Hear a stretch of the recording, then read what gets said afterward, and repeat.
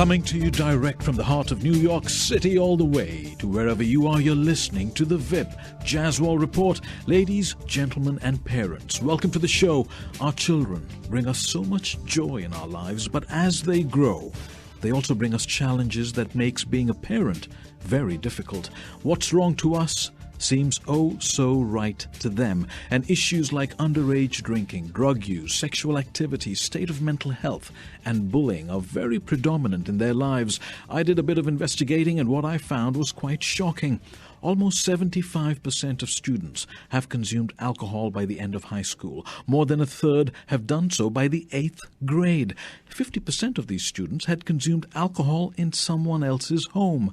And 50% of high school students have had sexual intercourse. But only 30% use a condom. And results show that 10 million high school children suffer from a sexually transmitted disease every year. The list goes on, and here's another new development. Our kids have realized that we're onto them, so they're trying to be one step ahead of us. They've invented a new language via texting in order to stop getting caught.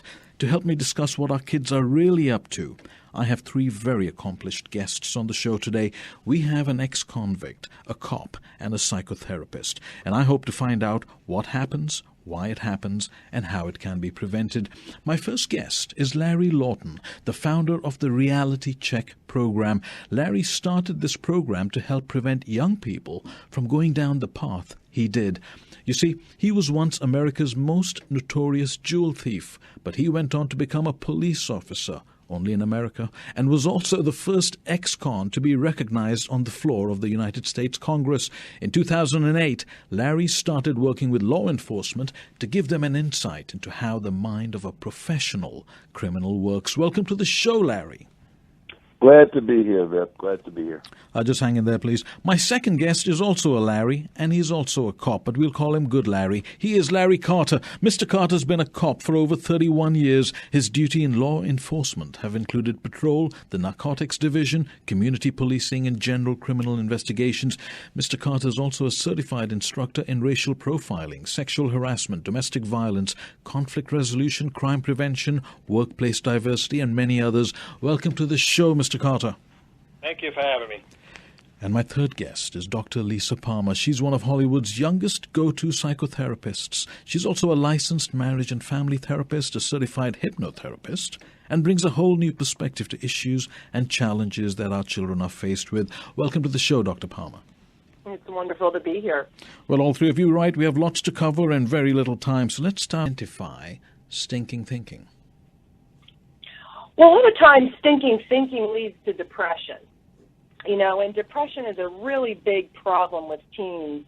They isolate, they may have mood changes, maybe they lost interest in things and activities that they used to be interested in and find themselves into problems to try to self-correct, feeling bad about themselves.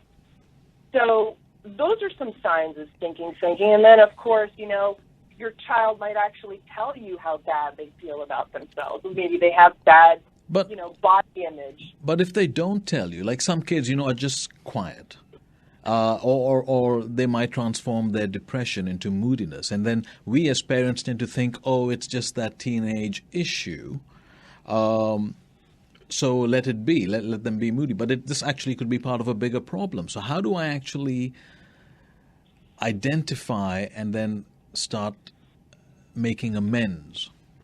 Well, every kid is unique and different. And as a parent, you have to know your kid. Right. And that's why it's so important to really, spend time with your kid and communicate with your kid and know your kid. So when you start to see differences happening, and you know what those differences are as a parent, you can spot them.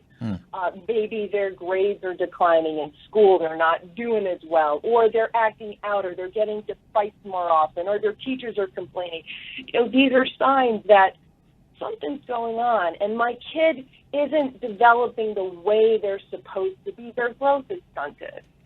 So which begs me to ask, why is this happening?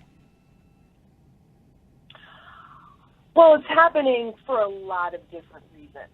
Bad influences, social media plays a huge factor in peer pressure and educating kids, and sometimes the wrong way. What type of social media? Wow, Facebook is a big one. And also, as Larry Lawton was talking about, just, the internet, Snapchat. Now they have cyber dust, which is sort of like Snapchat, where, you can send a text and the text disappears.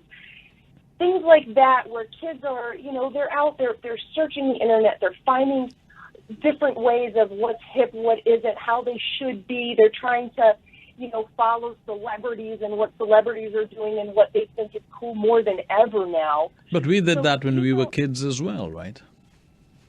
Yeah, but the kids now are really being bombarded with it, and there's so much competition online.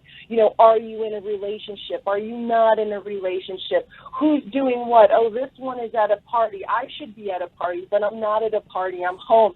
These are the things that are contributing to people feeling bad about themselves, feeling more depressed about themselves. And when they start to enter that depression, the next thought is, hey, what can I do about that? Oh, here's some alcohol that my parents have in their house. Maybe I should, drink to make myself feel better. One of the things that you also mentioned was, and I want you to explain, is psychotropic medication. You believe is one of the reasons all this is happening. What is a psychotropic medication?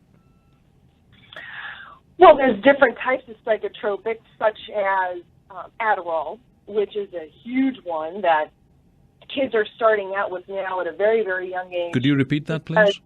Adderall, okay. or Ritalin, right? And that's for attention deficit problems. But what's happening is that kids are starting out with this at a very young age, mostly at the recommendation of their teachers because the kids are out of control. And then what's happening is that they're becoming dependent on it. And then they're using it almost like to survive and to party. So it becomes almost like a party drug, and then they end up using other drugs in order to, because they're having other types of problems. So it leads to other types of dependency. But the Adderall is a big one, for instance. Go ahead. I was just going to say that, there is sort of an epidemic with using medications as a way to cope. And because of that, kids are not learning to cope properly. They're not learning ways to adjust, how to problem solve, how to think, how to be in touch with their emotions, and what to do about it. And when you have the mentality that, a pill is going to be the solution to everything, what do you think that does? It creates a mentality of dependence. So when there's a problem and nobody can help me, guess what? Maybe I can turn to flakka. Maybe I can turn to marijuana. Maybe I can turn to something as a way to self-medicate. And this is what we're doing with our kids. So if I was to come to you for solutions, what are the top 2 solutions that you normally prescribe to your clients, parents and their kids? That is a very, very tough question, to be honest with you, because solutions have to be customized. This is the problem with the way we go about treatment in America, is that we want a one-size-fits-all solution. And it's so easy to say, here, take this pill. But to be honest with you, that isn't the solution. That's been the problem that we have. So you have to look at what's going on from every angle. What's happening relationally in the family? Are there family conflicts we need to work out? Do parents need to learn how to parent this child better? What's happening internally inside of the child? Does the child have bad self-esteem? What are the core problems here? And then we go from the solutions from that. But we can't treat something unless we know exactly what the real issues are here. One thing I did like about what you had sent to me earlier was it said, don't be a weak parent. Give them consequences. And I think, America overall, we started treating kids just as another form of adult. And we're sort of, absolutely. We're sort of, it's not the old school way of parenting where there would be consequences and the consequences weren't necessarily verbal. Listen, we have a lot of problems with that. We have a lot of parentified children, kids who are acting as parents to their adults because the adults are being weak in the relationship. We have a lot of guilty parents who maybe they got divorced or maybe they're not spending enough time with their kids. So what they're doing is they're enabling their kids in different ways, like, maybe buying them things to try to make them happy, and the kids are turning around and manipulating their parents in all different types of ways, so the parents are trying to appease their kids, and they're walking on eggshells around their kids because the parents want to be loved. Right. What they need to realize is that a way to show love to the kid is to set boundaries, to set structure. This is what kids need to feel safe and to feel secure. And to really to grow up and to be responsible adults. Well, Doc, one of the things I plan to do with my child is, and it seems to be causing quite a controversy in my hometown, I'm actually taking my child to visit a jail cell to show him that, you know what, when things are done wrong, when he grows up, this is where he's going to end up. And it's not going to be just a 2-3 minute visit. I'm actually going to sit with him there in an empty cell for about an hour.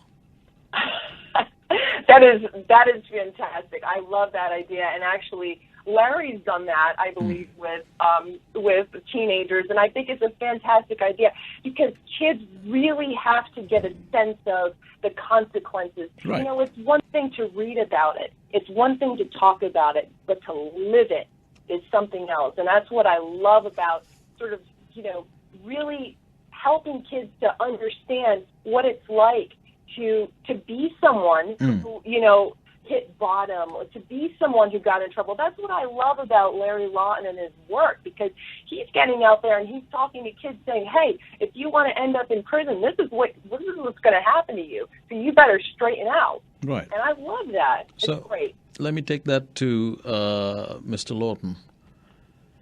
Naughty Larry? Right. Naughty. What do you think of that idea?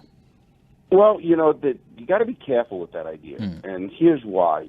It's definitely good with the parent what you're doing on a one-on-one. I don't believe it's scared straight. I think that's counterproductive. Every government agency that I work with will not work with my program if they believe it's a scared straight program. As the doc will tell you, and anybody will tell you who's done any research on it, scared straight is proven not to work. A kid would put up a barrier and look at you like you're crazy, or not say a word, or say whatever you want them to say just to get out of that situation. So it's counterproductive. Is it really? Wrong. Because you know what? We spent the last Absolutely. 10, 20 years sort of treating kids like with velvet gloves. No, let's say that I said scared straight. When I tell a story of a kid or a young person who got his anus cut from the top of his anus until his scrotum, and he was raped, and they found seminal fluid right there, and I read the report, that's a lot different than screaming in a kid's face and telling him, if you do something, I'm going to rape you, I'm going to beat you, I'm going to do something of that nature. So, Vipp, what you have to do is how you educate. Your kids already know you, Vipp. They know your mentality. They know how to push your button. They know a lot about you yourself as the parent. Right. So when you take that young person to the jail, and I'm all for that, or better than the jail, and I'm going to give you a suggestion here, is you take your young son to a courtroom, a juvenile courtroom, and watch them process kids coming in who've made choices and they got themselves a little arrested, whether it's petty theft, shoplifting, or, boosting, we call car hopping, whatever it's going to be. You take them there and watch the kids in that courtroom, and a judge sends that kid for whatever days in jail or home confinement or whatever it's going to be, then just sit in a jail cell. I usually do that. I also have a lot a great of idea. concerns with police agencies trying to be the Scared Straight program by bringing kids in. Like, there's one done in Melbourne, Florida, and it's really very troubling to me. And I made sure they took my name off anything. I don't want the word reality check involved in that, because I don't know who is educating those kids behind that jail. Right. Could be a guy who's really not educated enough to know the little nuances of how a kid looks, what's really getting into his head. The reason our program works, and the doc and everybody involved, is because we're educating the parents, and I just got to keep bringing that back, that you wouldn't know about a son on Adderall, like the doctor was talking about, unless you go to our program and subscription service and know what Adderall is a very common drug, as the doctor So said. unfortunately, we've got a few minutes left. So tell me very quickly, the reality check program, how do we get access to it? At what stage should we be actually using it? And who is it suitable for? Well, the reality check subscription service is for all parents or grandparents with kids ages anywhere from 8 years old on to 25 to 30. Right. Our program, Vipp, and I'm going to give you the short version, is made up of us 4 professionals giving out videos. We put a new video between 1.5 minutes and 4 to 5 minutes every single week, Vipp. You can go to our website, realitycheckprogram.com. You could read about do you know if your son is using drugs, being bullied, hanging with the wrong crowd, hear from Dr. Lisa Palmer, hear from former Judge Glenn Rodman, hear from police officer Larry Carter, and hear from me, ex-con Larry Lawton, on different various topics, from the doc's topic, when do you go to a psychologist, or the judges from what can a kid be emancipated, or the legal question with the police officer, what to do if you get stopped. Once I join as a parent, do I have access to each one of you depending on the issue involved? Absolutely. What you have access to is, first of all, we have over 25 videos in the library right now. A new one comes out every Friday, and you can access those videos at any time, anywhere. You also get my reality check program, the $35 video, free, and this is only $9.95 a month. The price of 2 cups of Starbucks a month to save your kid, Vipp. And here's what else you get. If you want a question, if you want to email Dr. Lisa Palmer, you can email her. You know, on our website, you go to contact us, we forward it to Dr. Lisa Palmer. Right. We forward it to former Judge Glenn Rodman or Larry Carter or myself. So you do have. We're also setting up a webinar once a month where you can come on, and it'll be free for members, and they can come on and hear from myself or the doctor, and we're going to do a webinar where people can get interactive with us. So it's, you know, we're also in discussion with the TV show as well. Great. It's, well, listen, $9.95 to educate yourself on what's out there alone. And people ask us all the time, Larry, thank you very, very much. Why are you doing it so cheap? That's what they keep asking. Great. Why are you doing it so cheap? The website is www.realitycheckprogram.com. Larry, thank you so much, and I'm going to have you on again very soon. Yes, Vipp. Thank you for having us. Officer Carter, thank you so much. Thank you. Dr. Palmer, it was wonderful. It was a pleasure. Thank you. Thank you. Ladies and gentlemen, thank you for listening. Your comments and your followers so very welcome on my Twitter account at Vipp Jaswal, on my Facebook page, The Vipp Jaswal Report.